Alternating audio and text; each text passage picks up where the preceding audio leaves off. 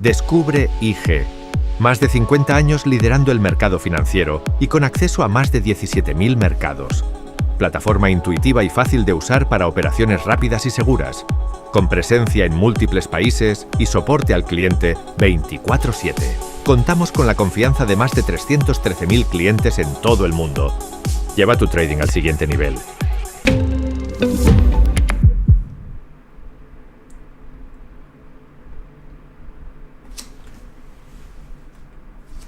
Hola, ¿qué tal? Soy Pablo Gil. Bienvenidos al Radar. Hoy no tengo a Guillermo conmigo, está en otras labores. Lo primero de todo, vamos a hacer un repaso, como siempre, de las noticias más importantes y luego vamos a ver cómo está reaccionando el mercado, qué están haciendo los inversores con esa información. En el lado de Estados Unidos, probablemente lo más relevante que hemos tenido durante los últimos 10 días ha sido la polémica ley fiscal que finalmente ha conseguido sacar adelante Donald Trump con un pequeño margen de votos. Y digo polémica primero por lo complicado que ha sido la aprobación, pero sobre todo por las lecturas que se pueden hacer de lo que va a suponer esa ley. Según la Oficina de Presupuestos del Congreso, se espera que esta ley incremente el déficit en unos 2,4-2,8 billones de dólares, pero el coste acumulado a lo largo de los próximos 10 años podría ser de incluso 5 billones de dólares. Como todos sabéis, esta ha sido una de las grandes polémicas entre Elon Musk y Donald Trump en los últimos meses. Había una promesa de reducir el déficit, de reducir la deuda por parte de Donald Trump durante la campaña electoral, y lo que ha aprobado probablemente no solo no va a reducir el déficit, sino que lo va a incrementar.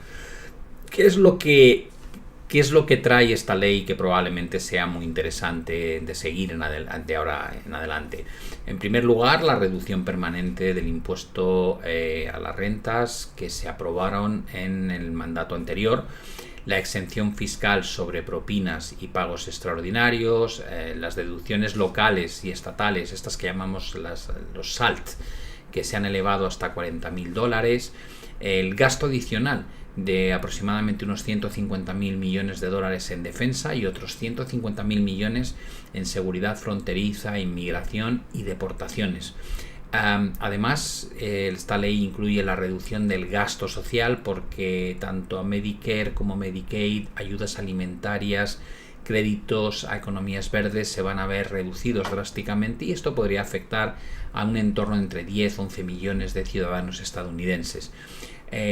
La ley es evidente que favorece a los ciudadanos con rentas más altas y grandes patrimonios, y a los sectores de defensa, de inmigración y de energías fósiles, y perjudica a los más beneficiados por los programas de Medicaid, familias con bajos ingresos y jubilados dependientes del Estado. A nivel sectorial, el sector más castigado con estas medidas precisamente es el sector de energías limpias, que llamamos, ¿no? Esa transformación verde de la economía que se suponía que íbamos a llevar a cabo después de la pandemia, y que ahora mismo ha visto cómo cambian las prioridades.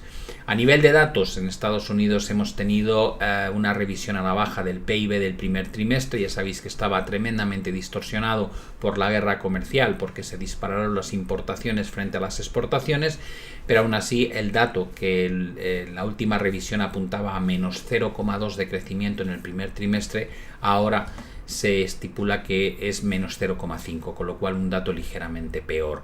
Por otro lado, la inflación medida como el PCE, o Personal Consumption Expenditure, que es la métrica que más le gusta a la Reserva Federal, repunta ligeramente tanto a nivel subyacente, que es excluyendo energía y alimentos, hasta el 2,7%, estaba en el 2,6%, y la inflación general pasa del 2,2 al 2,3.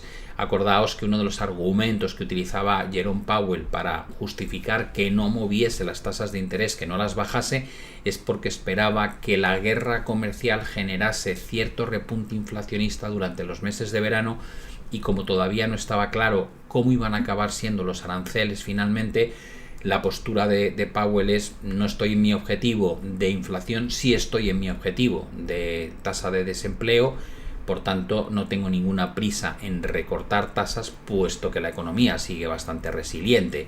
los datos de inflación y de desempleo que se han publicado precisamente en los últimos 10 días justifican su actuación, porque ha habido un repunte de 1/10 en los datos de inflación, y en el caso de los datos de empleo hemos visto cómo la tasa ha pasado del 4,2 al 4,1. Evidentemente este es el titular, ¿no? Baja 1/10 el desempleo en Estados Unidos, con lo cual la Fed súper tranquila. La realidad es que la bajada del 4,2 a 4,1 ha sido básicamente por un incremento significativo de la contratación en el sector público, no en el sector privado. En cuanto al comportamiento que han tenido los mercados, pues vamos a verlo. En la bolsa americana, como veis, se mantiene la tendencia estructuralmente alcista. Después de romperse esta zona de pivote, esta zona importante, el mercado atacó la siguiente gran área de resistencia, que era la que estaba conformada por los antiguos máximos históricos. También lo rompe. Ahora esa zona se configura como un posible suelo, es decir, niveles de en torno a los 6.125, 6.130 es el primer soporte al cual vamos a hacer frente, pero es que no hay hoy por hoy ningún tipo de señal adversa, no hay formaciones de vuelta, no hay velas tipo envolvente bajista, no hay velas tipo long upper shadow. Sí es verdad que tenemos sobrecompra elevada en términos diarios, semanales y mensuales, pero falta el catalizador. Aquí no se aprecia a nivel gráfico un problema que indique que vaya a cambiar la tendencia, vayamos a entrar en una corrección significativa. Por tanto, escenario que sigue claramente al alza, con muy poquitas referencias por arriba, porque estamos casi haciendo máximos históricos de forma recurrente y por tanto no tenemos referencias por arriba. Y en el caso del Nasdaq, pues veis que la situación es muy similar. Estamos hablando de un mercado que mantiene una secuencia de mínimos creciente muy clara, que viene de superar los máximos históricos generados a principios de este año, y no se aprecia, al igual que decíamos en el S&P, ningún tipo de patrón gráfico que nos advierta de un posible cambio de dirección de forma inminente. Sobrecompra sí, cortes descendentes en algunos casos de los indicadores sí, pero son señales adelantadas que no nos están llevando a tomar una decisión de esto está cambiando y hay que protegerse rápidamente. En absoluto. Ahora mismo la zona de los 22.000 puntos es el área de soporte principal para el Nasdaq, y si hubiese una corrección hacia esta zona, lo que invita es a buscar posicionamiento de rebote o posicionamiento alcista. Por el lado de lo que está pasando en Europa, datos poco relevantes. Tal vez lo más importante es la negociación in extremis que se está llevando desde la zona euro, desde la Unión Europea, con Estados Unidos, ver si conseguimos esquivar o no la aplicación de unos aranceles severos, o la guerra comercial en el sentido de responder a los aranceles de Estados Unidos con aranceles más altos. Ya vimos que China hizo esa jugada y se tensionó la situación muchísimo antes de encontrarse una solución, un marco sobre el cual negociar con aranceles mucho más bajos. No creo que Europa quiera hacer eso, y mientras tanto nuestra economía en Europa pues sigue muy débil. Lo vemos en los PMIs compuestos, que están en 50,6. Es verdad que mejoran desde 50,2 a 50,6, pero es que esa lectura muy cerca de 50 lo que denota prácticamente es que no hay crecimiento económico, lo cual también viene confirmado con unos datos de consumo recientemente que pasan del más 2,7 al más 1,8. Ya nos decía Christine Lagarde que era muy probable que después de un arranque del año bastante positivo para Europa, lo que viésemos a partir de este momento fuese mayor debilidad económica, porque su estimación, como sabéis, es que no llegaremos ni siquiera al 1% de crecimiento en términos de PIB este año. Si miramos el comportamiento de las bolsas europeas, sí da la sensación de que el apoyo del DAX fue perfecto en la zona de máximos anteriores. Desde ahí se ha recuperado buena parte de la fuerza. Todavía no hemos superado los máximos, pero a diferencia de Estados Unidos, donde la situación diaria de los indicadores es sobrecomprada, aquí, como veis, hay señales muy sanas alcistas, con lo cual todo parece indicar que el DAX debiera atacar de nuevo los máximos, y no hay que descartar la posibilidad de que lo rompa. De ser así, tendremos todavía bastante recorrido por arriba en el índice alemán, También tenemos al IBEX, que no llegó a alcanzar la zona correctiva de antiguos techos, lo cual es un síntoma de fuerza, y ahora se empeña en atacar una y otra vez esta zona intermedia, zona pivote de antiguos mínimos y máximos. Si la rompe, muy probablemente nos vamos a ir a buscar la cota de los 14.360 puntos, que son los máximos que ha dejado el índice español en el mes de junio, a principios de este mes. Y por el lado de Eurostoxx, que había mostrado un patrón bastante más débil que el resto de los índices europeos, bueno, pues ya veis que todavía tenemos una secuencia de máximos decrecientes y de mínimos decrecientes, por tanto una estructura claramente más débil que la del DAX y la del IBEX. Pero nos estamos acercando a un punto importante. Esta cota en torno a los 5.400 puntos es relevante. Si se llegase a romper esta zona de techo, no sería nada raro que a lo largo de las próximas semanas veamos otra vez rotaciones hacia 5.500, 5.550 para poner a prueba los máximos alcanzados en el mes de marzo de 2025. Por el lado de Japón y de China, Japón básicamente decidió mantener los tipos de interés sin cambios pese a las presiones inflacionistas, pero como todos sabéis es que es muy difícil llevar a cabo un proceso de subida de tasas de interés cuando tienes un nivel de endeudamiento tan sumamente grande como el que tiene Japón, de manera que el Banco Central está siendo muy comedido. Hemos visto cómo el consumo ha aflojado de 3,5 a 2,2%, el PMI también muestra un crecimiento débil como pasa en Europa, y luego está el problemón de los aranceles con los que ha amenazado Donald Trump al gobierno japonés. Es muy probable que sigan negociando porque, como veremos ahora después, podría ser un jarro de agua fría para el crecimiento japonés, que en parte depende bien de las exportaciones del sector automóviles, donde uno de sus destinos principales es precisamente Estados Unidos. Ahora hablaremos de la guerra comercial.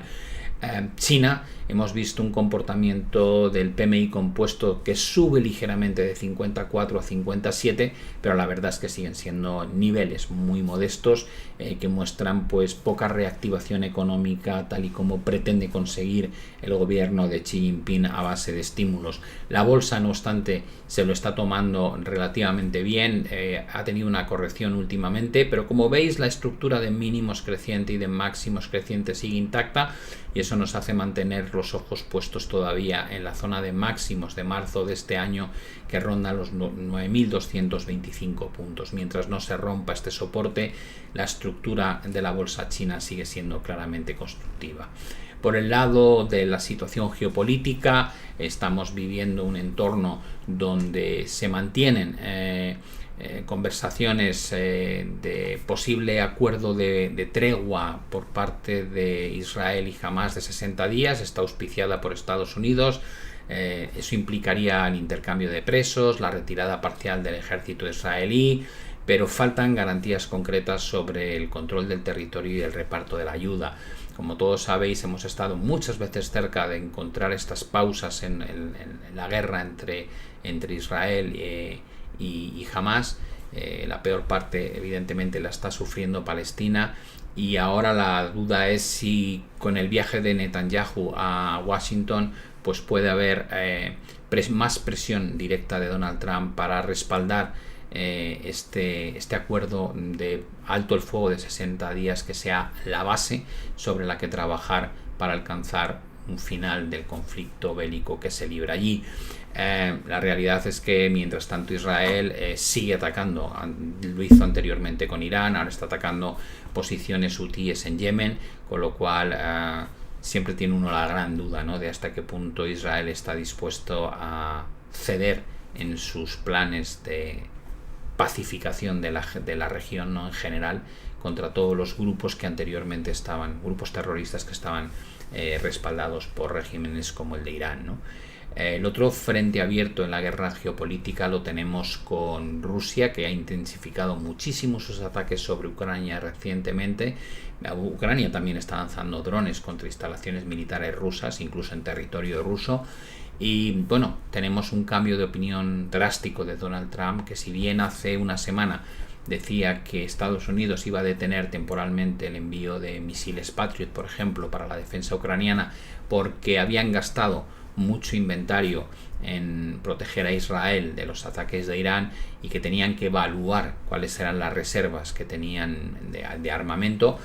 Bueno, pues ahora, cuando estaba Netanyahu en Washington, unas de las declaraciones que ha hecho Donald Trump es que por supuesto van a tener que seguir mandando armamento de defensa a Ucrania, porque lo que está haciendo Putin es una salvajada, está atacando a civiles, está incrementando el bombardeo y que bueno, ¿qué van a responder?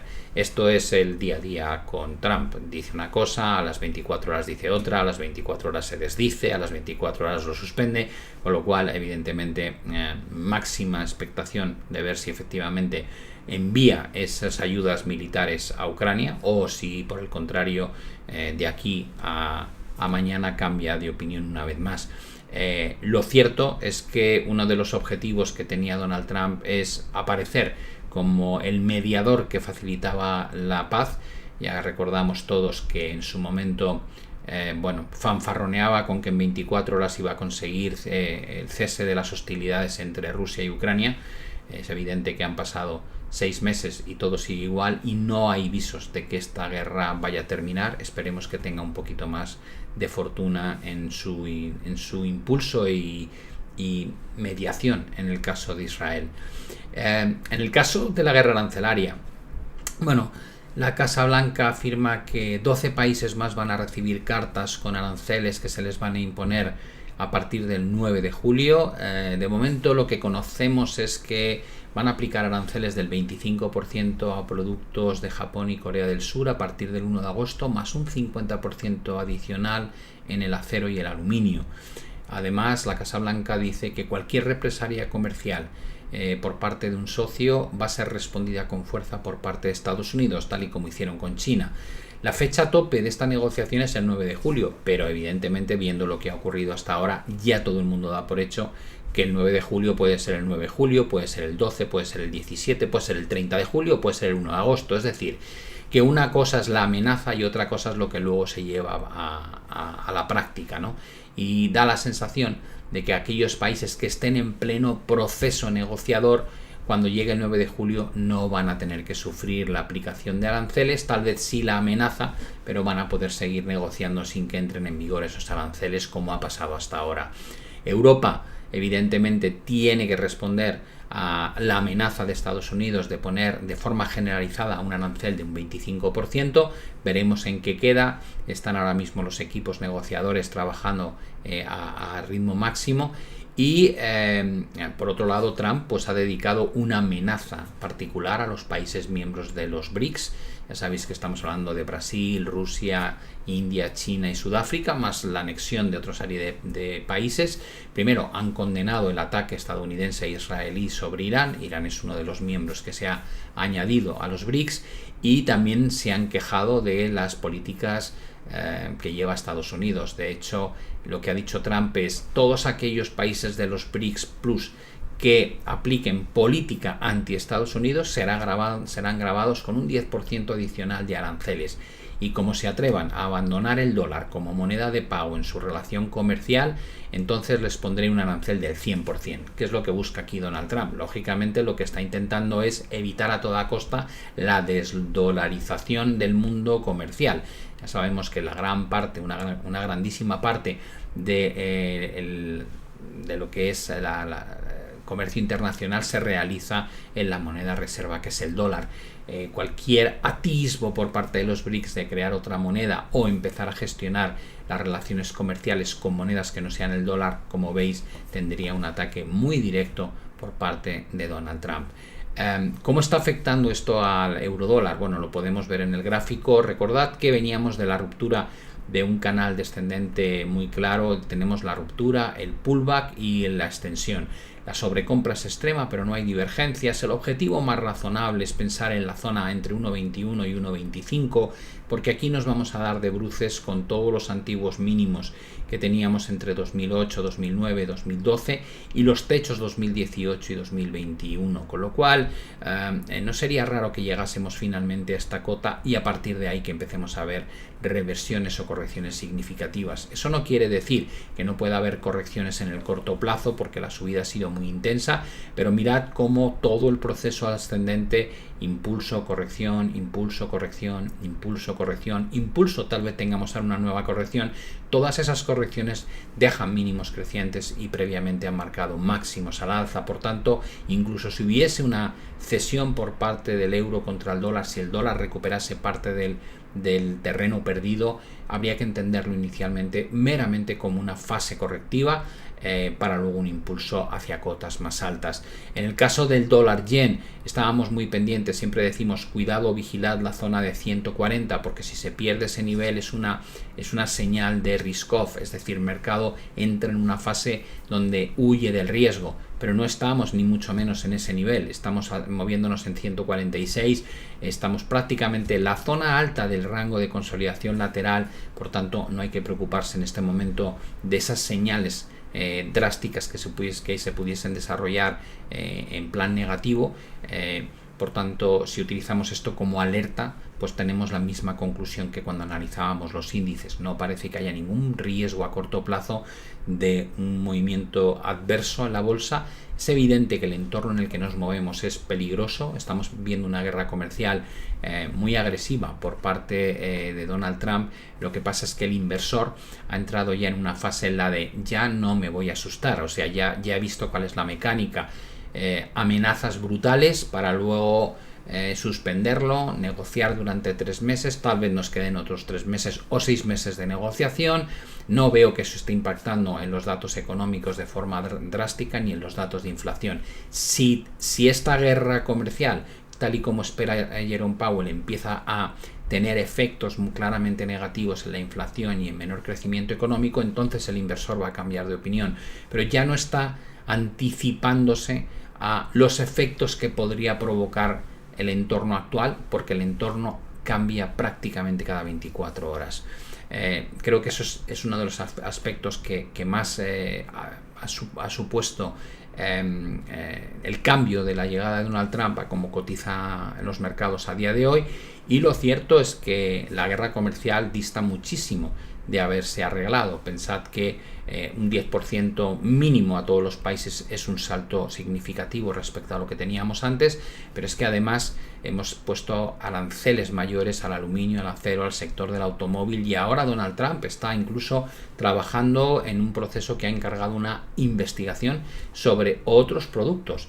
Y habla del cobre, la madera, semiconductores, productos farmacéuticos, aviones, etcétera, etcétera. ¿Cuál es su intención? Pues básicamente hacer una investigación, y si considera que los tratos comerciales son injustos para Estados Unidos, aplicar aranceles concretos a estos artículos, tal y como hace con el aluminio y el acero. Por tanto, como veis, parece que la guerra comercial, cuando termine, y no sabemos cuándo será, nos va a dejar en una situación mucho peor de la que teníamos antes del inicio, y la clave aquí es cuánto va a afectar eso, si es que lo va a hacer, a las presiones inflacionistas y a un menor crecimiento económico. Parece que el mercado solo va a reaccionar a los efectos definitivos que eso pueda tener realmente, y no a las previsiones de lo que podría ocurrir. Vamos a hacer ya simplemente un análisis rápido de dónde se encuentra el petróleo, el oro y las criptomonedas. Como veis, el petróleo se estabilizó después esto fue la reacción del petróleo a toda la crisis que se desató entre Israel e Irán, y esta es la vuelta, con lo cual prácticamente una vez hemos vuelto al punto de inicio, el mercado se ha estabilizado y ha empezado a rebotar un poco.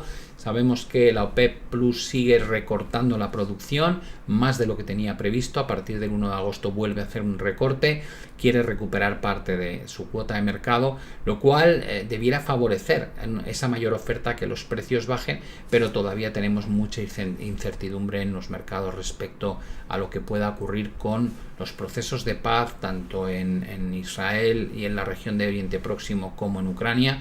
Y en este momento, desde una perspectiva técnica, tiene sentido que el mercado tienda a rebotar un poco en esta zona pivote. No hay grandes señales más allá de lo que comento.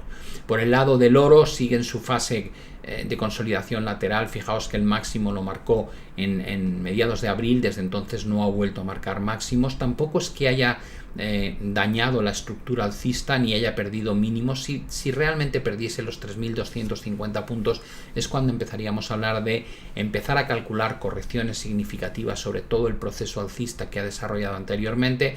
El hecho de que las bolsas sigan dando una señal de comportamiento bueno no ayuda a que el oro lo haga bien, teniendo en cuenta que actúa muchas veces como activo defensivo, con lo cual mientras las bolsas tengan buen aspecto es probable que el oro se mantenga con poca inercia al alza, incluso atacando zonas de soporte. Vigilad por supuesto la cota de los 3.250 puntos, porque en el caso de perderlo creo que veríamos una nueva rotación hacia los 3.125.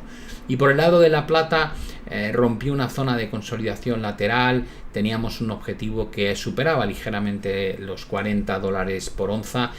Creo que sigue siendo válido, no hay sobrecompra ni mucho menos a nivel semanal en los indicadores, la estructura es muy sana, no parece que haya ningún problema para que la plata pudiese seguir avanzando hacia esa zona prevista de objetivo. Y por el lado de las criptomonedas hemos visto cómo Bitcoin sigue dentro de esa estructura de consolidación lateral, no ha vuelto a hacer máximos tampoco desde mediados de mayo.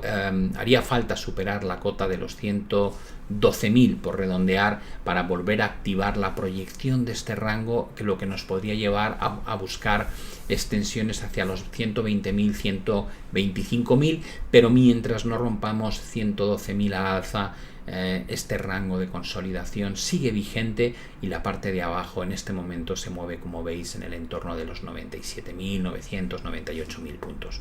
Así que no hay expectativas de momento de movimientos direccionales a corto plazo, salvo que rompamos por aquí arriba o empecemos a perder el último soporte en 105.000, lo cual abriría la sensación de que vamos a ver una nueva rotación a la parte inferior.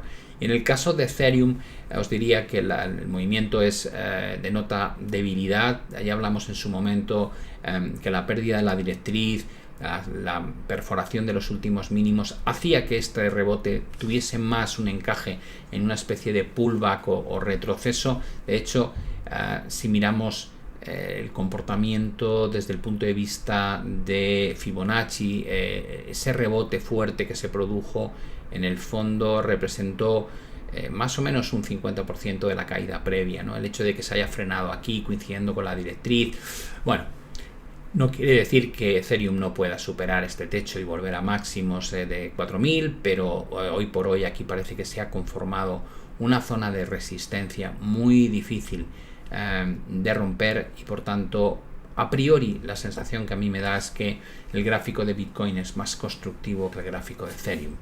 Bueno, pues aquí acabamos con la situación. Ya sabéis que una cosa es la visión estática que podemos dar los martes, pero hay muchísima información y noticias que van a ser impactantes en los próximos días.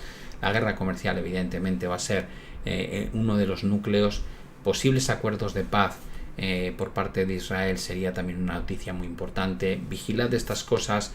Como digo, si la guerra comercial tuviese o mostrase su cara más fea, ¿no?, con un Donald Trump siendo muy agresivo y algún país atreviéndose a tomar medidas equivalentes contra Estados Unidos, probablemente los mercados lo tomarían claramente mal. Entonces, a corto plazo y desde el punto de vista técnico, no parece que haya un problema con las bolsas en este momento. Más bien da la sensación de que van a continuar su proceso positivo, pero vigilad todas estas noticias porque estamos muy cerquita del deadline del 9.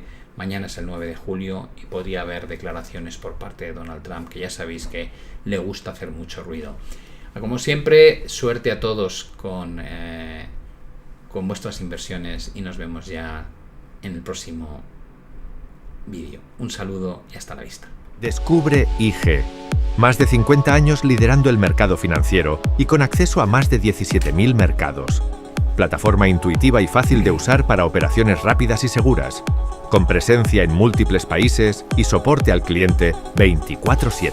Contamos con la confianza de más de 313.000 clientes en todo el mundo. Lleva tu trading al siguiente nivel.